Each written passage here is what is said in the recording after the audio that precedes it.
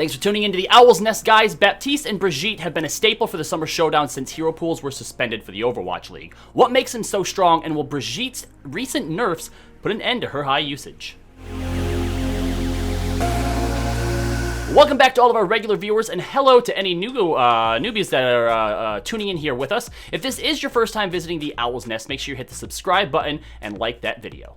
So, Jake, I know that you love talking about the meta, and once again, class will be in session as we bring out Professor Jake to explain to us why the Baptiste and Brigitte meta specifically seems to have been so strong and so dominant this past week in the Overwatch League Summer Showdown. I mean, obviously, all the heroes except maybe Mercy have very, very powerful abilities, whether it's Zenyatta's Discord Orb, the speed from Lucio, or the anti-grenade, the anti-heal grenade that Ana has. But what is it about the synergy between Baptiste and Brigitte that makes them so good?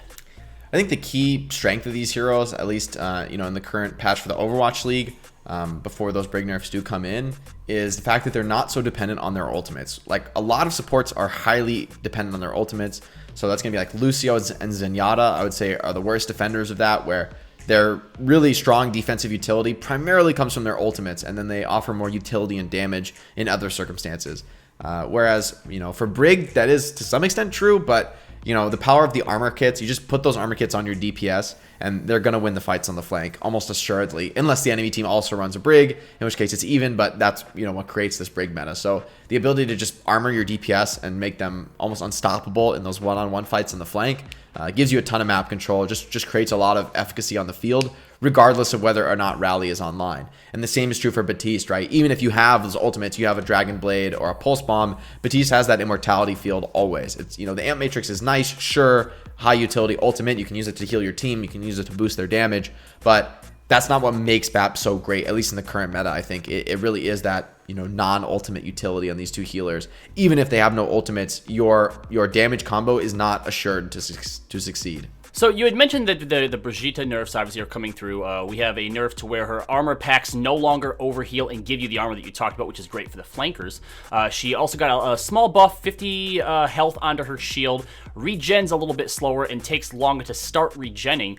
How much do you think that's going to affect her usage? Do you think that she's now on the out as one of the main healers in the meta? I definitely think she won't be in the dominant position she is now. Like, in the net, this is a pretty significant nerf.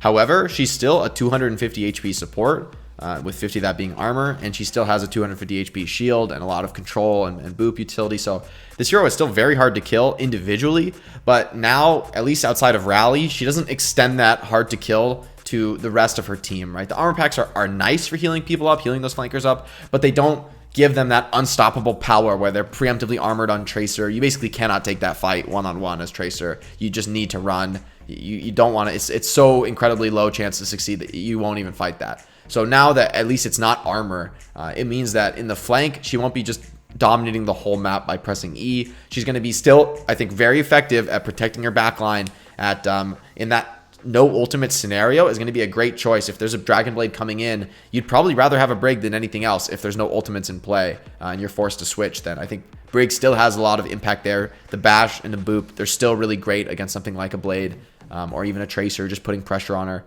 But I do think she won't be this perma-pick, absolute necessary hero. And to be honest, I think the fact that she doesn't change kill thresholds anymore, with the exception of Rally, which it's an ultimate, so it is what it is, but a lot of ultimates are very strong. So the fact that she doesn't constantly change the kill thresholds on people by constantly armoring them throughout the entire game just makes playing the game, I think, feel a lot better as a DPS player.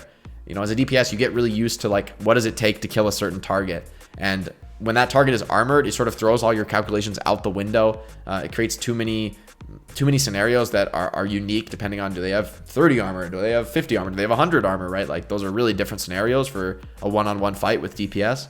So it makes the game, I think, feel a lot more intuitive again as a damage player. So I'm really psyched on these changes. I think Brig will actually still be playable and will still see playtime in the meta. I think she still is a strong healer, but that just shows how incredibly powerful she was before, that these are really big nerfs, and I still think she's a very playable hero. So do you think that we'll still see the Brigitte Baptiste as sort of like the go-to healer comp for most teams, or do you think it'll be more along the lines of which teams feel better with certain comfort picks? I think it's very possible. We'll see Brig Bap. Like, I think that still is a comp with a lot of synergy. Even without ultimates, can still be effective. But I think there also, with these big Genji buffs, there might be room for something like an Ana Bap, or even an Ana Lucio comp. Like, I think Ana might really rise back to prominence with these changes, because something like the Nano Blade is now going to be much more difficult to stop. Not only really because the Nano Blade is better, but because Brig no longer dominates the flank like she used to.